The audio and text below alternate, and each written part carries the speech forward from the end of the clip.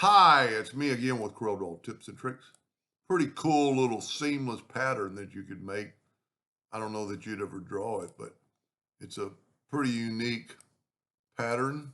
Start with a six-sided polygon, make it whatever size you want, and hit the plus key on your keyboard and grab that node right there and get the four-sided cross and move it to there.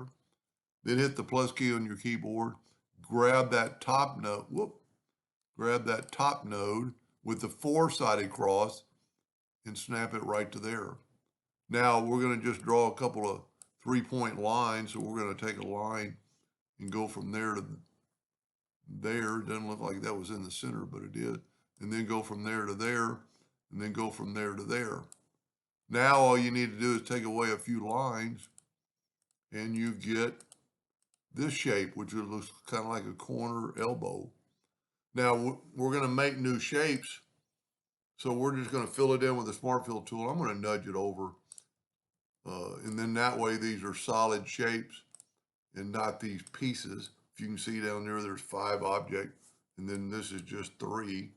Then you can take it, and let's make them all this dark blue.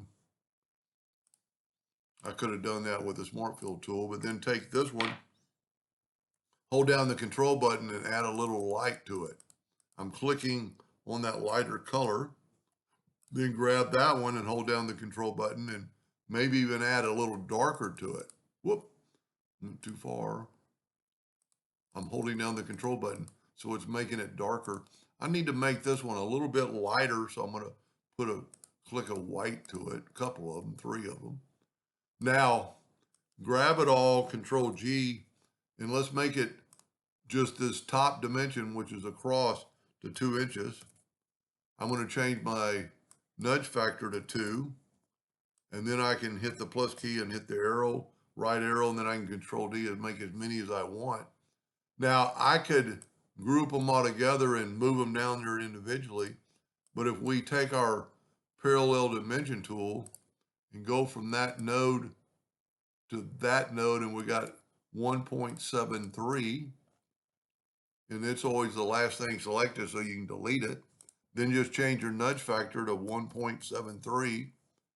Grab all these. I'm not going to group them together. I'm going to hit the plus key and look at that. It looks like they're stacked on top of each other.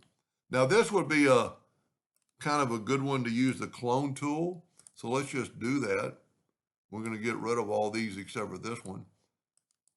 I need to probably ungroup it.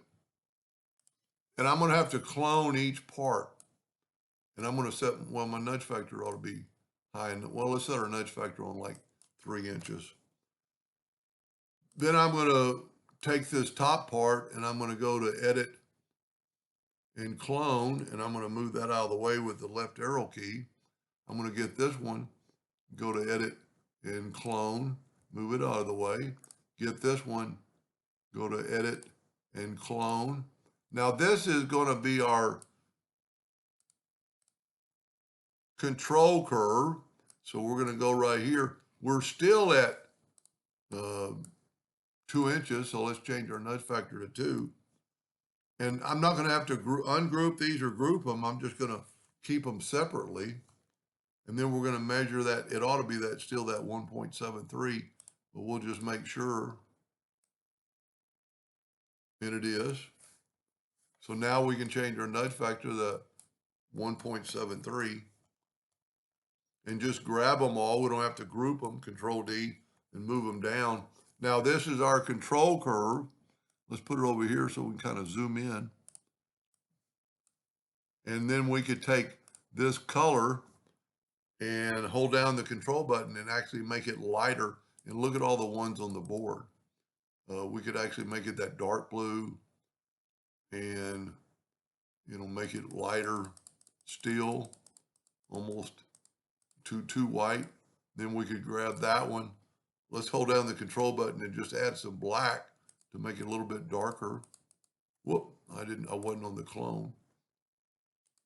You know what? I'm going to have to back up because I was on that previous one.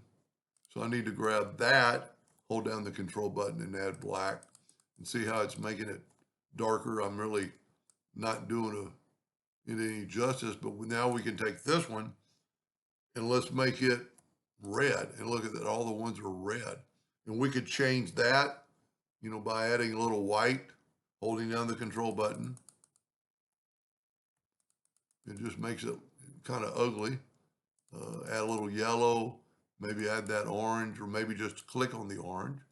And then I mean, there's a lot of other things you could do to it, but that's pretty cool. Now to get rid of the clone, you have to select them all and go to object and break the 11 objects apart. And then that way you can delete your clone and it'll stay true.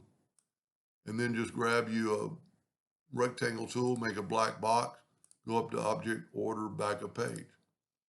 Not the prettiest thing in the world. Anyway, hope that gave you an idea or two, and thank you for watching.